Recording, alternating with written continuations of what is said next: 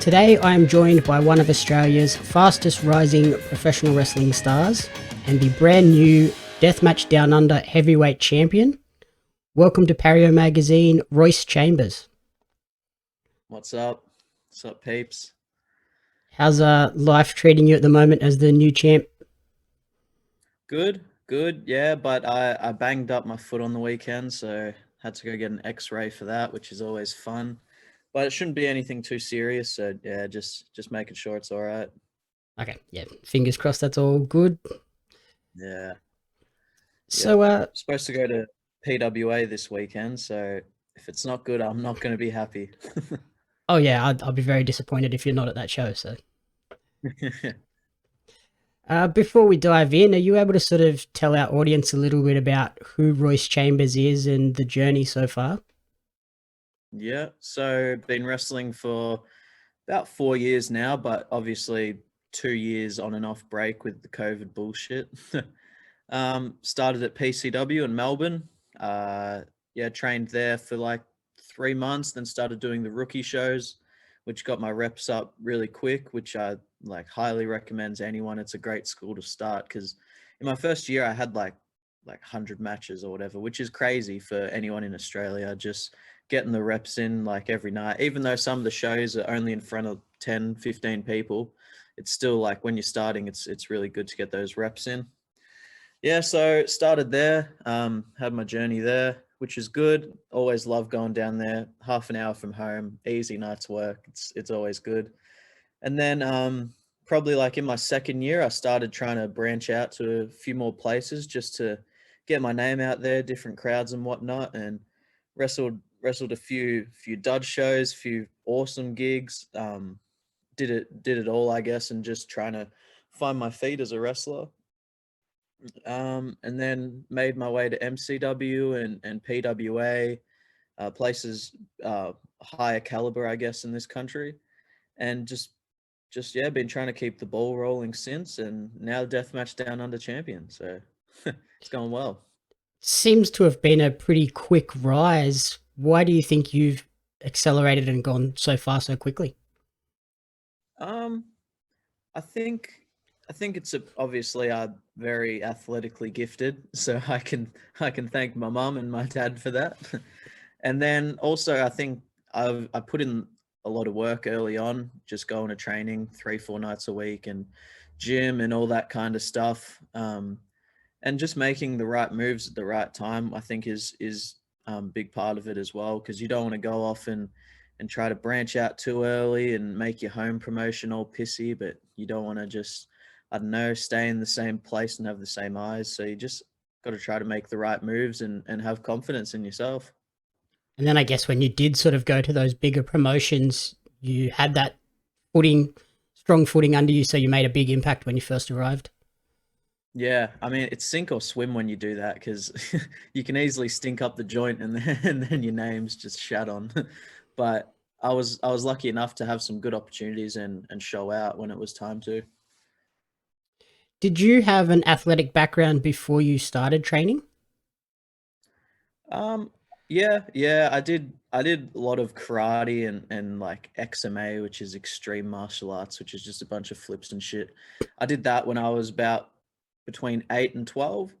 And then I loved basketball, just played heaps of basketball till pretty much I started wrestling. So good 4 or 5 years. I just played heaps of basketball, which got me my hops and and yeah, and that was about it though. Do you feel that obviously helped when you then did step into the ring to begin training? Yeah, yeah, definitely. And because like the karate stuff, I kind of had good control of my body already, so I could nail the rolls and bumps and all that. When did you first discover that passion for wrestling or wrestling in general? Uh Geez, I first played a video game with my mate when I was about 6 years old. It was WWF Raw on the Xbox OG, and that was like 6 years past like what was going on at the time or present, whatever. Like you know what I mean. So the game was based in 2000, and that we were playing it in like 2006, 2007, and still thought Stone Cold was around and shit. But yeah, just like that, and then just took it to the trampoline, me and my mate, and then we just grew up liking it until about high school, and then you get to high school and kind of fall out of it because you're introduced to women and and parties. Yep. But I just kind of fell out of it, I guess, and focused on my basketball more. And then when I was about 16, 17, so I fell out of it for like good 3, 4, 5 years. And then when I was about 16 or 17, when Chris Jericho left, it kind of got me intrigued when he was going to the Tokyo Dome and shit. I was like, what? There's more wrestling apart from WWE? Because I kind of got soured when Jeff Hardy retired. I was like, stuff this. I'm not watching this bullshit anymore. And then I found wrestling outside of WWE and discovered people like Ricochet and Will Ospreay, stuff like that. And it just sparked my interest again. And then literally 3, 4 months later, I had that passion back, and I thought, if I'm gonna do it, I want to do it. I want to start it young and see what I can do. And that was pretty much it. So it was kind of crazy. Like, fell out of it for 4 years, and then within 3 months, I was just dedicated again, listening to podcasts every day, just studying. Diving full into training and everything. Yeah, crazy. So would you say Jericho and Hardy were the first sort of early influences, and then that obviously developed into people like Ricochet and Osprey? Yeah, definitely. Like, even on the old games, we would always play as the Hardy Boys and more junior heavyweight people. And when I was watching WWE in around 2007, 8, 9, 10, was just big Jeff Hardy, Rey Mysterio, Shawn Michaels. Always gravitated towards the smaller dudes because I just found it more entertaining. It seems like the video games from a lot of people I talk to are their first introduction to wrestling these days. Yeah, it's, I don't know what it is. I watched like a bit with my cousin when we were younger, and even then I wasn't fully into it. It was just when we started playing the games. And as I mentioned, you're now the DMDU heavyweight champion. How did that moment sort of feel? Yeah, it was pretty crazy. I've never won a singles belt before in the 4 years, and so to get that opportunity to go out there and smash it, and now to know that I've kind of I'm the man at that company. I'm the champ, so I've got to try to do what I do to bring that company to the next level and get more eyes on me and the company. And I think that's a responsibility I've wanted for a while. So I'm keen to show out. And in the ring, just the moment winning it and having people receptive to me winning it, because I wasn't sure the reaction that I was going to get now that I'm a bit of a dick in the ring. But everyone was happy, so I was like, you know what, let's just enjoy this. If they weren't happy, then I would have called them all dicks or some shit. But everyone was happy for me, so I was like, all right, we got to enjoy this moment then. Given that that's your first singles title, do you feel that brings a little bit more pressure moving forward? Yeah, a bit. Obviously, if it's sink or swim once again, um, just got to try to prove to people that I'm legitimately like one of the top in the country and can carry a company like that. Because there's a lot of DMDU, they're just getting the best of the best in every month. So it's a great opportunity to be at the forefront of that and see what challenges I get. I'm sure there'll be some interesting ones. Yep. Especially now, like we've seen quite a number of releases of Australian talent recently. Would you like to Mm. face any of those people moving forward if they come back home? Yeah, I've always been a fan of Shane Haste. Um, even when I was younger, I always enjoyed his stuff in Japan. It's a shame that he couldn't really showcase that in the WWE, but if he ever came back, that'd be cool. Bronson, as much as I wouldn't want to get beat the fuck up, it'd still be cool. All of them. I'm happy to wrestle anyone. I think that's the beauty of wrestling. My favorite part of it is just seeing what this guy does and seeing what this guy does and put it together. I think that's the beauty of it. Do you feel that there's an opportunity now in Australia where if some of these people do want to come home, that a company could rise up and create a full-time profession for people here rather than needing to leave and go overseas? Yeah, I really hope so because I love Australia. I love, my friends and playing basketball on the weekends and all that. So if there was a company that can really trailblaze and be like like how AAA in Mexico has their main promotion, like something like that in Australia, where everyone goes, oh, in Australia, that's the place that people go. And I think that's what Renegades of Wrestling wants to do, being the national company.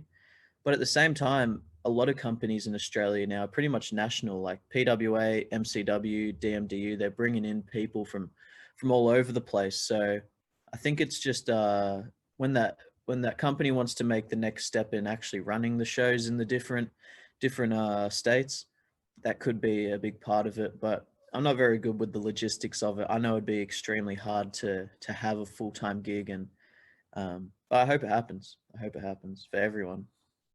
Yeah, we're sort of mentioning Renegades.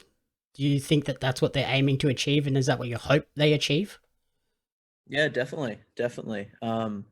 Obviously, them saying that they're going to be national promotion, there's a lot of pressure there to live up to that and deliver.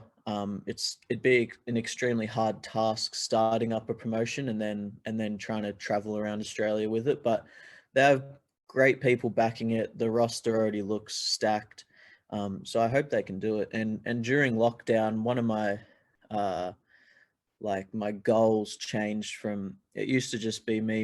I want to go and do this and do that, but now I don't know. I've kind of just settled in a bit after lockdown, and even from the start, one of my goals was by the time I finish, I want people in Australia to be able to make a living, because I thought growing up and wanting to be a wrestler, it was always you have to move overseas, and some people don't want to do that. So I want to, by the time I leave, there'll be a kid growing up and being like, all right, I want to be a full-time wrestler, and I don't have to leave my friends and family, and I can do it here. And I think that would be really cool. Okay. And in 2020, you had the opportunity to head over to Japan for DDT. How was that experience? Yeah, it was crazy being a 19-year-old going over there, just no clue what's going on. 2 years into wrestling, like I was still pretty new at the time, so it was all a wild experience. But I learned a bunch that I still remember to this day. And even on the weekend wrestling, I thought back to one of the experiences in Japan and remembered how good a bit of advice that was given to me was. And so I'm still using bits and pieces from it to this day, and hopefully get to go back over there maybe sometime next year. But I'm happy with what I'm doing in Australia as well. So just got to try to balance it. But the experience there was great. Had about 6 or 7 matches, which is really good in a 3 week span. And I got back over just in time before being stuck there for a year or whatever. Hmm. Even though it wouldn't have been the worst thing, still getting to wrestle. But yeah, it all worked out pretty good. If it was a month later, I wouldn't have been able to go. So very, very lucky. Is that somewhere you'd obviously like to head back, or have you sort of set your sights more broadly now?